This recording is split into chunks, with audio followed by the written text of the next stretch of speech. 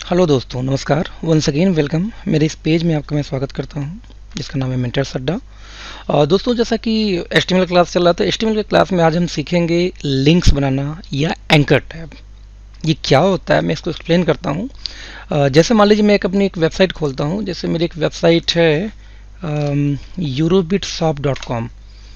इस वेबसाइट के थ्रू मैं सॉफ्टवेयर्स का डेवलपमेंट का ये सारा काम मैं जो करता हूँ अभी राइट नाउ, और मेरी को बहुत सारी सर्विसेज भी है जिसको मैं सेल करता हूँ इसके थ्रू। तो जैसे मैं एक वेबसाइट खोल के मैं एक एग्जांपल देके मैं आपको एंकर टैब क्या होता है, कैसे यूज करते हैं, मैं आपको बताऊंगा आगे। जैसे मान लीजिए मेरी वेबसाइट खुली। वेबसाइट खुलने के बाद में क्या होता है कि वेबसाइट में बहुत सारे लिंक्स होते हैं। जैसे जब हम किसी लिंक पे क्लिक करते हैं तो कोई नया पेज हो जाता है या ओपन हो जाता है, या हम जब किसी फोटोज़ पे क्लिक करते हैं तो उसके बाद कोई नया पेज खुल के आ जाता है ना। तो या किसी वेबसाइट पे हमने देखा होगा कि फेसबुक का पेज लगा हुआ है, जो ही वहाँ पर जाकर कोई फेसबुक पे क्लिक करता है तो ऑटोमेटिक नया फेसबुक का पेज खुल के आ जाता है। तो ये सब कैसे होता है, जैसे ये देखें, ये सारे लिंक्स हैं। यदि मैं किसी भी लिंक पेज पे क्लिक करूँ तो उससे रिलेटेड कोई ना कोई टॉपिक खुल के आ जाएगा। यदि मैं वेबसाइट के नीचे जाऊँ तो नीचे देखिए सारे टैब्स लगे हुए हैं इस तरीके से। यदि मैं यहाँ फेसबुक पे क्लिक करता हूँ, जैसे मेरा फेसबुक का लिंक है, तो जो ही मैंने फेसबुक के लिंक पे क्लिक किया, अब देखिए बगल में एक नया पेज ओपन हुआ, एक नया टैब ओपन हुआ, सॉरी। उस टैब के अंदर में एक नई पेज खुल रही है, किस नाम से, फेसबुक। यानी फेसबुक पे जो आईडी है, मेरी आईडी इन द सेंस मेरी कंपनी की जो आईडी है यूरोबिट्स टेक्नोलॉजी की, उसकी देखिए यहाँ पे पेज ये ओपन हो गया।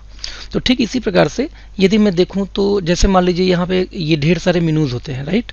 मैंने सर्विसेज पे क्लिक किया, तो सर्विसेज पे क्लिक करने के बाद में क्या होता है कि सर्विसेज की एक पेज खुल के आएगी राइट। तो ऑब्वियसली इस लिंक के पीछे जो सर्विसेज लिखा है इसके पीछे कुछ कोडिंग हुई होगी। वो कोडिंग क्या होती है, या जैसे मैं एक एग्जांपल और देना चाहूँगा। जैसे मेरे इन सर्विसेज में एक है बल्क एसएमएस। यदि मैं बल्क एसएमएस पे क्लिक करता हूँ, या आप देखो कि जिस पे मैं क्लिक करूँगा उससे रिलेटेड इन्फॉर्मेशन नीचे आती है। जब मैंने बल्क एसएमएस पे क्लिक किया तो नीचे देखिए दो लिंक है, एक सेंड इंक्वायरी, एक है click here to check your DND number. जैसे होता है ना कि हम लोगों ने डीएनडी एक्टिवेट करा दिया, तो हमारे नंबर पे क्या डीएनडी एक्टिवेट है या नहीं है चेक करना है। तो आपने जो ही कोई इस लिंक पे क्लिक किया तो बगल में आप देखो यहाँ पे ट्राई की वेबसाइट की एक लिंक खुल जाती है गवर्नमेंट की, और वहाँ पे अपना मोबाइल नंबर डाल के कोई भी इंसान अपना ये चेक कर सकता है कि उसके नंबर पे डीएनडी लगा है या नहीं लगा है, जैसे यहाँ पे डाल के। तो ये कहाँ से मैंने ओपन किया, ये मेरे वेबसाइट के नीचे ये लिंक पड़ा हुआ था। ओके, तो आइए देखते हैं कि ये कैसे होता है। तो सबसे पहले मैं इसको करता हूँ क्रोम को बंद। आप देखें मेरे सामने एक बेसिक फाइल खुली हुई है जिसके अंदर में हेड, बॉडी और एचटीएमएल टैग लिखा हुआ है। हम स्टार्ट करते हैं। सबसे पहले हम देते हैं इसमें एक हेडिंग। हेडिंग में हम देते हैं H1। H1 में हम लिख के देते हैं कि today's, okay, today's topic is anchor tag. Okay, चूंकि एंकर टैग को ही हम लिंक भी बोलते हैं तो हम इसको लिंक लिख देते हैं कि लिंक टैग के बारे में आज हम पढ़ेंगे। ओके, ये रहा, मैंने इसको क्लोजिंग कर दी। क्लोजिंग करने के बाद में हम इसको थोड़ा सेंटर कर लेते हैं। तो CENTER सेंटर, सेंटर क्लोज, यहाँ से कट किया, नीचे ला के मैंने पेस्ट किया। उसके बाद में हम Ctrl+S करके सेव करते हैं और इसको हम ओपन करते हैं अपनी वेबसाइट के अंदर में। आइए देखते हैं कैसा ये दिखाई दे रहा है। तो हम जब today's topic is anchor tag या लिंक्स टैग राइट। तो अब हम इसको थोड़ी सी आके थोड़ा सा फॉर्मेटिंग भी करते हैं। हम आते हैं हेड के अंदर में, हम लिखते हैं यहाँ पे स्टाइल। ध्यान दीजिए मैं बार बार ये लिख रहा हूँ, हमेशा लिखवाऊंगा आपसे जिससे आपकी प्रैक्टिस हो सके। स्टाइल में हमने क्या लिखा, H1। H1 के बाद में ब्रेसेस आपने दिए, ओपनिंग और क्लोजिंग।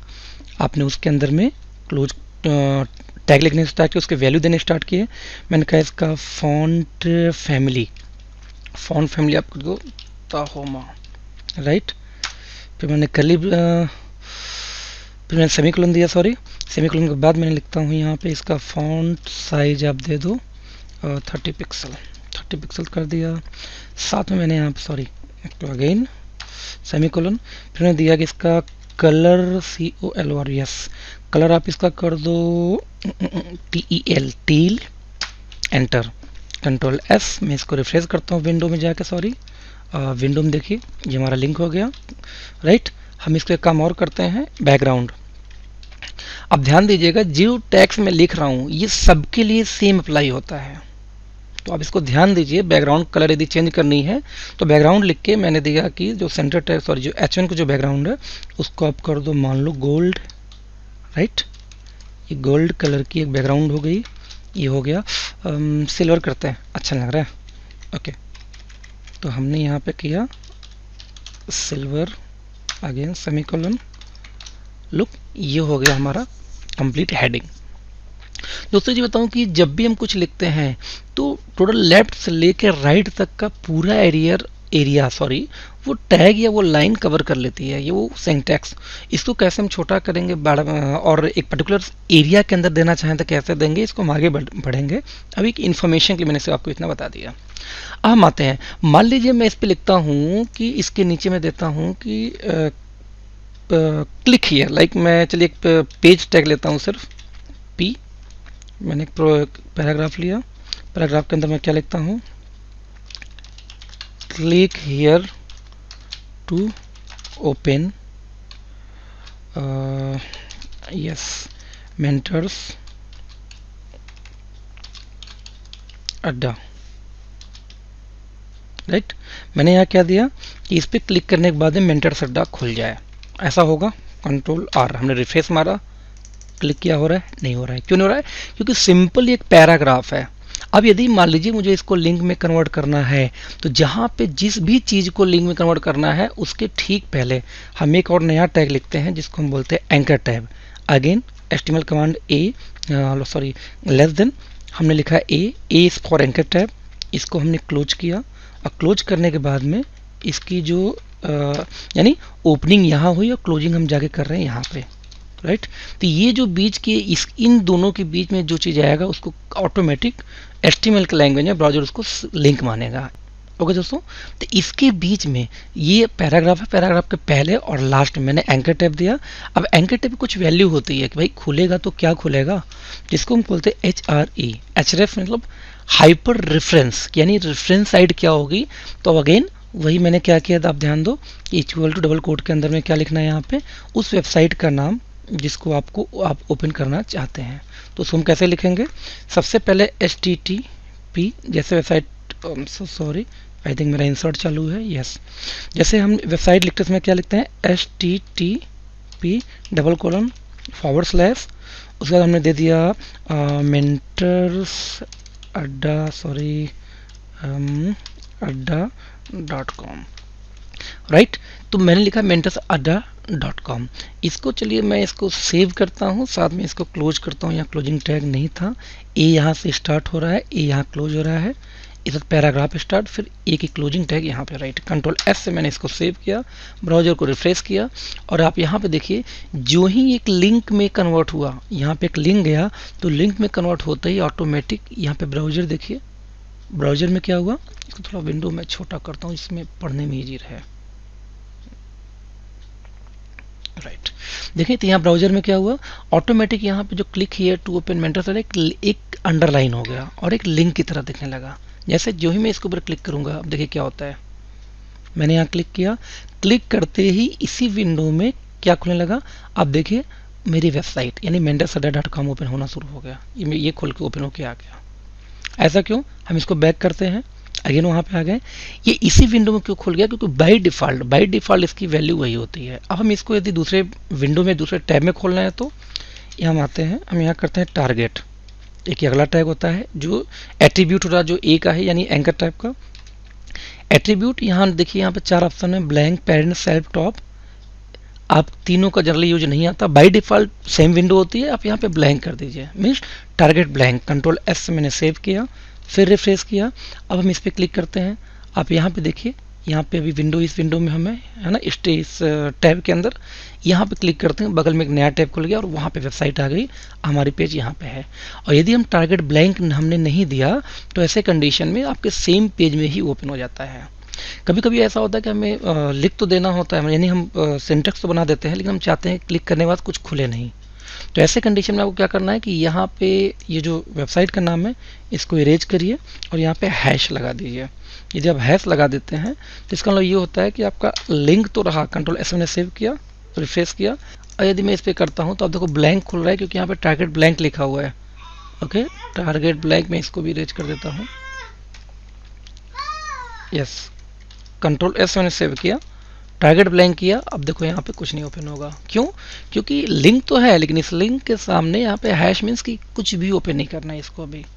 और अब एक चीज़ बता दूं कि जब भी कोई चीज़ लिंक में कन्वर्ट करते हैं तो ऑटोमेटिक वो अंडरलाइन हो जाती है। आप देखे होंगे कि बहुत सारी वेबसाइट्स के अंदर में कि जब भी वहाँ ले जाएंगे तो एक फिंगर बन जाती है, पॉइंट हो जाती है, पॉइंटर, साथ में अंडरलाइन रहती है, ब्लू कलर होती है। ये बाय डिफ़ॉल्ट इसका ये टैग होता है। ठीक है, तो ये देखते हैं कि इसके साथ में हम और क्या क्या कर सकते हैं थ्रू स्टाइल।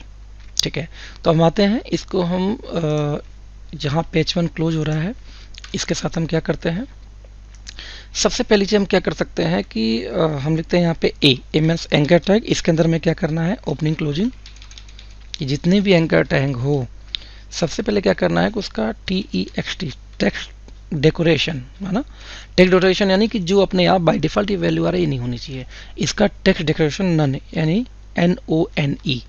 अब ध्यान दीजिएगा टेक्स्ट डेकोरेशन से ही हम अंडरलाइन, ओवरलाइन ये सब भी करते हैं। जैसे किसी टेक्स्ट को देना है तो हमने कहा टेक्स्ट डेकोरेशन, यानी कि इसमें कोई भी अपने आप बाय डिफ़ॉल्ट स्टाइल, मतलब हमने इसको कंट्रोल से सेव किया, रिफ्रेश किया, फिर देखते हैं आप ऑटोमेटिक देखिए इसके नीचे की वो लाइन देखिए ऑटोमेटिक चली गई। ओके, इसके बाद हम करते हैं कि इसका हम कलर लिखते हैं कि इसका चलो कलर हम देते हैं, इसका मान लीजिए आपका ब्लू, सॉरी ब्लू तो बाय डिफ़ॉल्ट होता है इसलिए उसको नहीं दे देंगे, हम इसको देते हैं ग्रीन। राइट, हमने इसको ग्रीन कलर दिया। हमने इसका फॉन्ट साइज थोड़ा सा बढ़ाते हैं, इसको फॉन्ट साइज हमने इसको दिया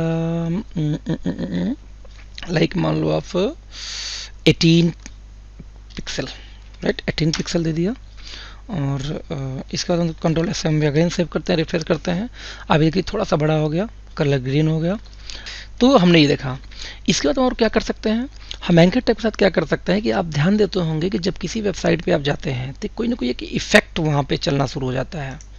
ओके, जैसे मैं करके दिखाता हूँ आपको। जैसे ये वेबसाइट है, जो ही मैं ये एरो ले जा रहा हूँ तो आप देखो ये कलर इसका क्या हो जा रहा है, ऑरेंज हो जा रहा है, और ये हल्का सा स्लाइड होकर नीचे आ जा रहा है सारी मीनू। राइट, तो ये कैसे होता है इसके हम देखते हैं। जब भी कोई टैब होता है ए, हमने कहा कि जब ए मीन्स एंकर टैब, जब एंकर टैब पे होवर किया जाए, होवर मीन्स जब उसके ऊपर माउस ले जाया जाए तो क्या होना चाहिए। मैंने ये किया अगेन, मैंने इसको दिया कि जब इस पर कोई होवर करे तो पहले तो कलर आप कर दो COLOR। ओके, कलर आप क्या करना है आपको रेड कर देते हैं। ठीक है, साथ में एक चीज़ और देखते हैं कि इसका जो टेक्स्ट डेकोरेशन है हम इसको अंडरलाइन कर लेते हैं कि जब भी कोई वहाँ एरो ले जाए तो अंडरलाइन हो जाए।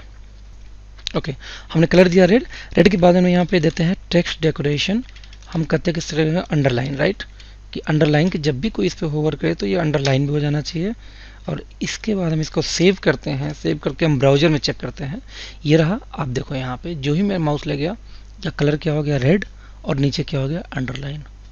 ओके फ्रेंड्स, तो अब देखेंगे जिस तरह से हमने देखा कि यहाँ पे ये चेंजिंग सारी शुरू हो गई। ओके, इसके अलावा कुछ चीज़ें और भी ऐसी होती हैं, जैसे कि क्या कभी कभी होता है कि आपने किसी वेबसाइट पे क्लिक किया, वेबसाइट की एक लिंक पे आपने क्लिक कर दिया। अब एक लिंक पे क्लिक करने के बाद में क्या होता है कि जब वो दूसरी लिंक खुल जाती है लेकिन उसका कलर चेंज हो जाता है।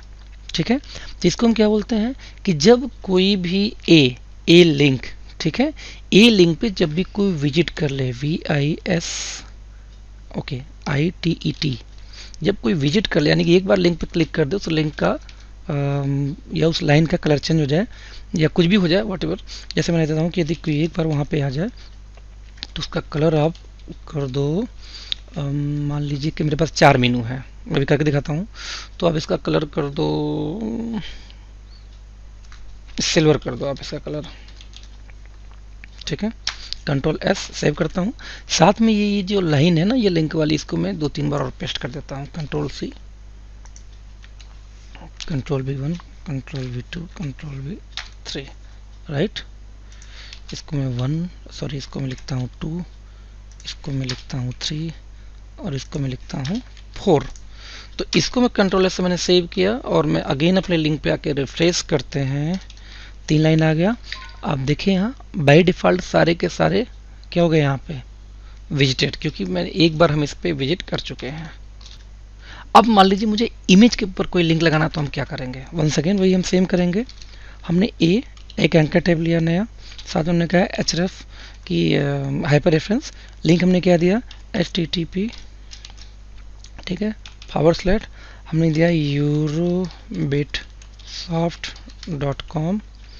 ओके, देने के बाद में हमने कहा कि इसका जो टारगेट है वो ब्लैंक रखो आप। ब्लैंक क्यों? जिससे कि नए पेज में ओपन हो। साथ मैंने यहाँ पे इसको क्लोज किया एंकर टैब, ये है इसकी ओपनिंग क्लोजिंग।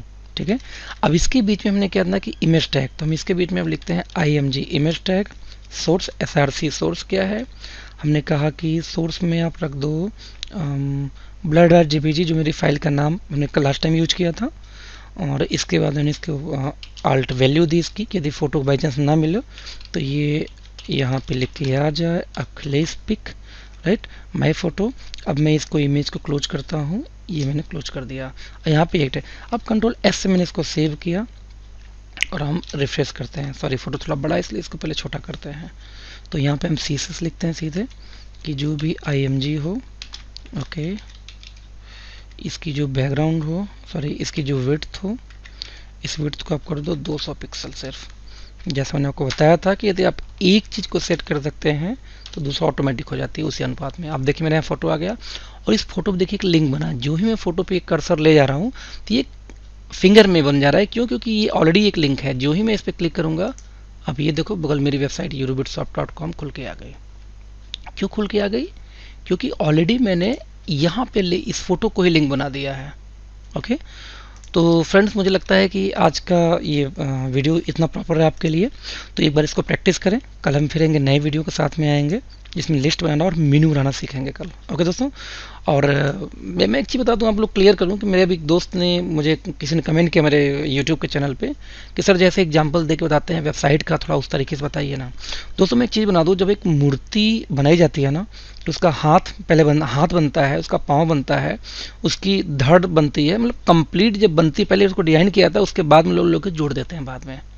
तो मैं आपको इस तरीके से पहले एक एक पार्ट सिखा दे रहा हूँ, जो ज़्यादा से ज़्यादा 10 क्लासेस होंगे अधिकतम। ये 10 क्लास जो आप देख लेंगे तो सारी चीज़ को जब अलग अलग कर लेंगे तो मैं आपसे प्रैक्टिकली एक वेबसाइट बनवाऊंगा, टॉपिक दूंगा, बनाऊंगा, लाइव एक वेबसाइट बना के आपको दिखाऊंगा। उसके बाद में हम सारे को एक जगह एक साथ प्लग करके एक वेबसाइट बना देंगे। तो उम्मीद दोस्तों आज का वीडियो आपको पसंद आया होगा और इसको देखें, इसको शेयर करें। अगेन मैं आपसे रिक्वेस्ट करता हूँ कि मैं देखता हूँ कि देखने वाले बहुत लोग हैं, तारीफ़ करने वाले भी बहुत लोग मिलते हैं, लेकिन कोई भी ऐसा नहीं होता कि फेसबुक के अपने चैनल से इस चैनल को, इस हमारे पेज को फेसबुक को प्रमोट करे या हमारे चैनल को प्रमोट करे। देखिए जैसा कि आप लोग की डिमांड और हमारे इंडिया के कल्चर के हिसाब से मैं हिंदी में लिख मैंने आने का प्रयास इसलिए किया है कि जिससे कि हम लोगों को या इंडियंस को ईजी हो जाए। तो दोस्तों ईजी तब हो पाएगा जब हम भी थोड़ा सा उत्साहित हों, प्रोत्साहित हों। तो प्लीज़ मेरे वीडियोस को आप थोड़ा शेयर करना शुरू करिए। मैं देखता हूँ लोग लाइक मार देते हैं, लाइक क्यों मारते हैं भाई? इसको शेयर भी आप लोग करना स्टार्ट करिए, जिससे थोड़ा ग्रोथ हमारे चैनल का। ओके दोस्तों, तो मिलते हैं फिर नेक्स्ट वीडियो में। ये वीडियो देखने के लिए थैंक यू सो मच।